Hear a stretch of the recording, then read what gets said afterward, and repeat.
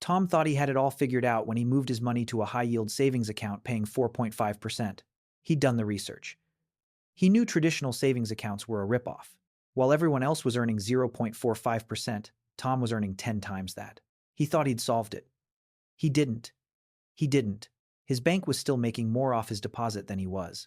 And the thing his high-yield account was doing with his money, he could have done it himself and kept the full yield.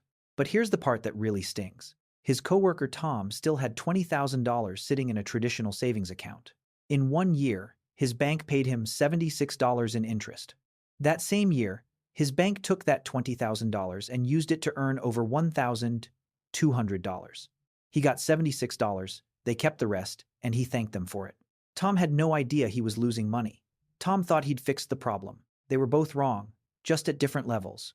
Professor Wealth ran the numbers on both. Here's what your bank doesn't want you to see.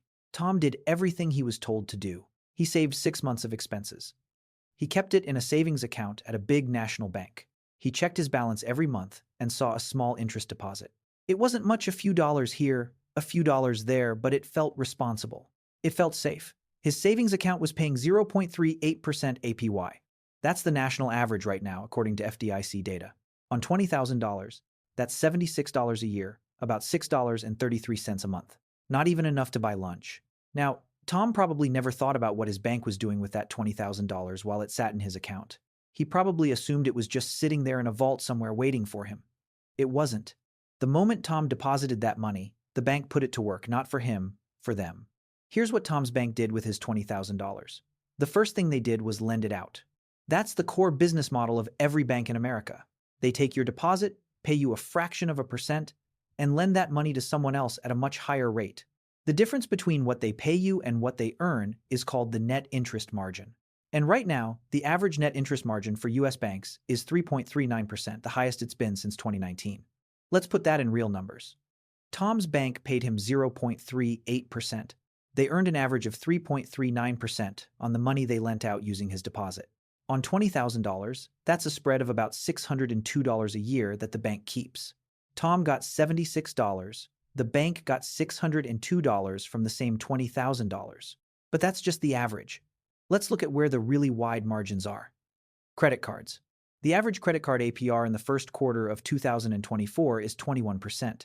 Tom's bank takes deposits like his, pays him 0.38%, and turns around and lends that money to credit card holders at 21%.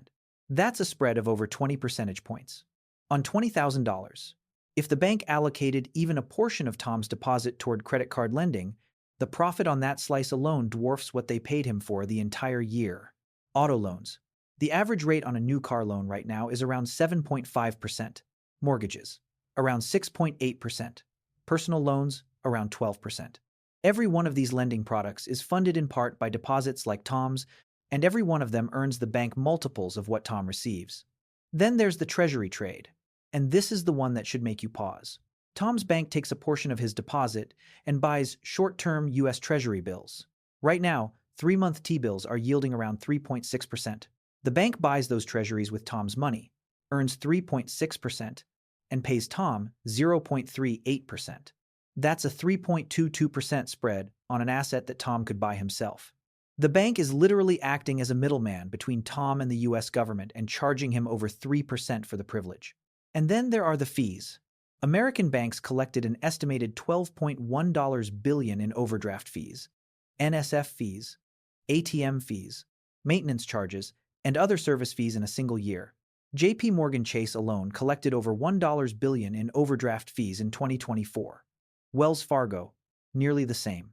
These fees are charged to the same customers whose deposits fund the bank's lending operations. Tom's $20,000 is part of that machine, not to talk of the interchange revenue. Every time Tom swipes his debit card, the bank earns a cut from the merchant. Not to talk of the float the bank earns on pending transactions, holding your money for a day or two before it actually clears. Not to talk of the anonymized data from your spending patterns that banks package and share with marketing partners. Every one of these is another channel of profit built on top of Tom's deposit. Add it all up, and the picture is clear. Tom's bank didn't hold his money. They rented it. They paid him $76 a year for the right to use his $20,000 however they wanted. And he thought he was earning interest. Now let's talk about Tom. Because Tom is the person watching this video thinking, I already knew that. That's why I moved my money to a high-yield savings account. And Tom's not wrong. He's ahead of the average way ahead. His high-yield savings account is paying 4.5%, while the traditional one is paying 0.38%. On $20,000, Tom is earning about $900 a year compared to the other Tom's $76. He did his homework, he made the switch, he's earning 10 times more than the average saver. So what's the problem? The first problem is that 4.5% might not be what Tom is actually earning. A lot of high-yield savings accounts advertise up to a certain rate. That up to is doing a lot of heavy lifting.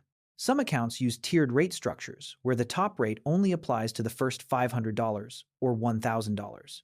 After that, the rate drops. Others offer a promotional rate for the first 90 days, then quietly reduce it. Tom saw 4.5% in the headline. His effective rate might be lower. The second problem is the tax treatment. Interest earned in a savings account, whether it's a traditional account or a high-yield account, is taxed as ordinary income. That means federal taxes plus state and local income taxes. If Tom is in the 22% federal bracket and lives in a state with a 5% income tax, he's losing over a quarter of his interest to taxes.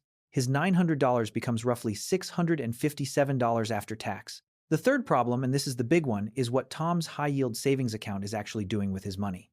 Where do you think the bank gets the returns to pay Tom 4.5%?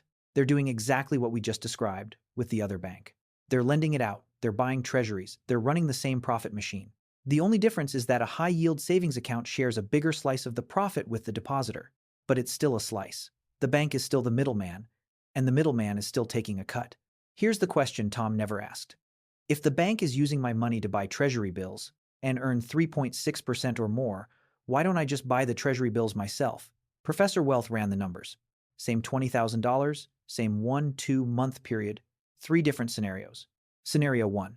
Tom's traditional savings account at 0.38% APY. Gross interest earned $76. After federal and state taxes, he keeps roughly $55. Scenario 2. Tom's high-yield savings account at 4.5% APY.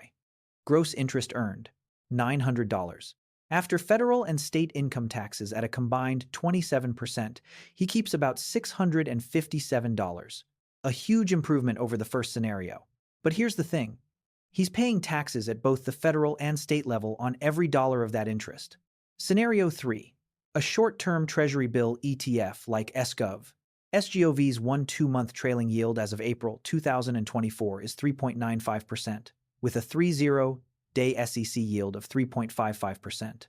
On $20,000, that's approximately $790 in gross income over a year at the trailing yield. Now, here's where it gets interesting. Interest from U.S. Treasury securities is exempt from state and local income taxes. That's federal law. So Tom pays federal plus state taxes on his $900.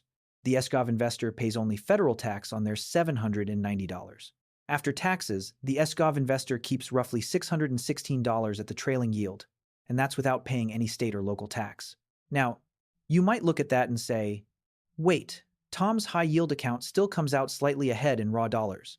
And in this specific comparison, yes, 4.5% is higher than 3.95%. But here's what that comparison misses. Tom's 4.5% is an advertised rate that can change at any time without notice. The bank can drop it to 3.5% next month and send him an email about it. SGOV's yield tracks actual Treasury bill rates set by U.S. government auctions. It's transparent, it's market-driven, there's no bait and switch. Tom's 4.5% is subject to state income tax. SGOV's yield is not. In a high-tax state like California or New York, that exemption alone can be worth the difference. And Tom's 4.5% is still the bank acting as a middleman. SGOV cuts the bank out entirely. You're lending directly to the U.S. government through Treasury bills and keeping the full yield minus a 0.09% annual fee. The point isn't that one option is always better than the other in every scenario. The point is that Tom never knew he had the option. He thought the high-yield savings account was the finish line. It's not. It's a better seat in the same machine. So here's what Professor Wealth recommends, and it's simpler than most people think. First, keep your checking account. Don't close it. You still need it for daily spending, rent, bills, groceries, whatever comes in and out regularly. This isn't about changing how you spend money.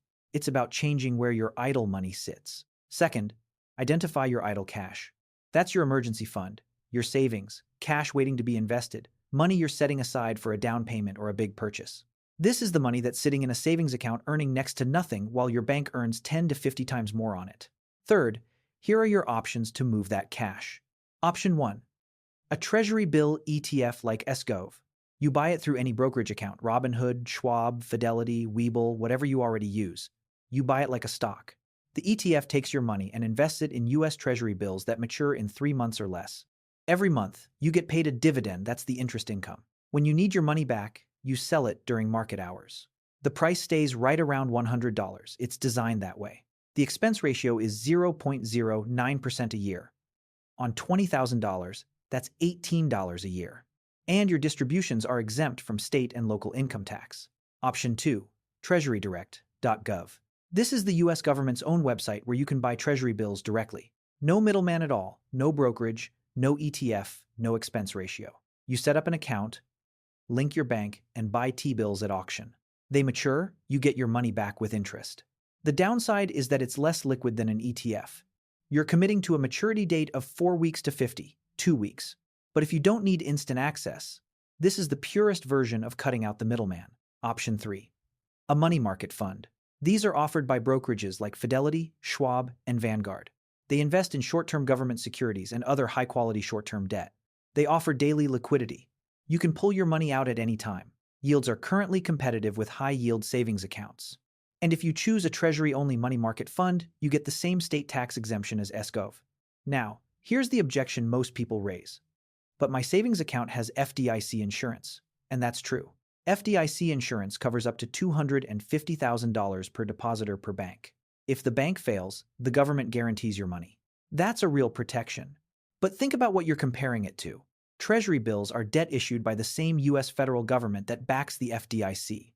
When you buy a Treasury bill, you're lending money directly to the government. The risk of default is essentially zero because the government has the ability to print money to pay its debts. You're not giving up safety when you move from a savings account to treasuries. You're moving from a government guarantee on your bank to lending directly to that same government. In some ways, it's more direct. The second objection, I need instant access to my money. Fair, and that's why you keep your checking account funded for daily needs. For your emergency fund in something like SGOV, yes, there's a 1 to 2 business day settlement period when you sell. But be honest, when's the last time you needed $20,000 in cash within 60 seconds? In a real emergency, 1 to 2 business days is usually fine. And the difference in yield while you wait for that emergency to happen is hundreds of dollars a year. Tom was responsible. He saved his money. He kept it in a bank. He checked his balance. He did everything right by the rules he was taught. Tom was informed. He moved to a high-yield savings account. He earned 10 times what the other Tom earned. He thought he'd cracked the code. But neither one ever asked the real question, what is my bank doing with my money, and can I do it myself? The answer is yes. Your bank takes your deposit, buys treasuries, lends it out at 7%, 12%, 21%, and pays you a fraction of a percent. The smartest move isn't finding a better savings account. It's asking why you need one at all. We break down the hidden math behind the financial decisions you face every day. And the next video, it's one you don't want to miss.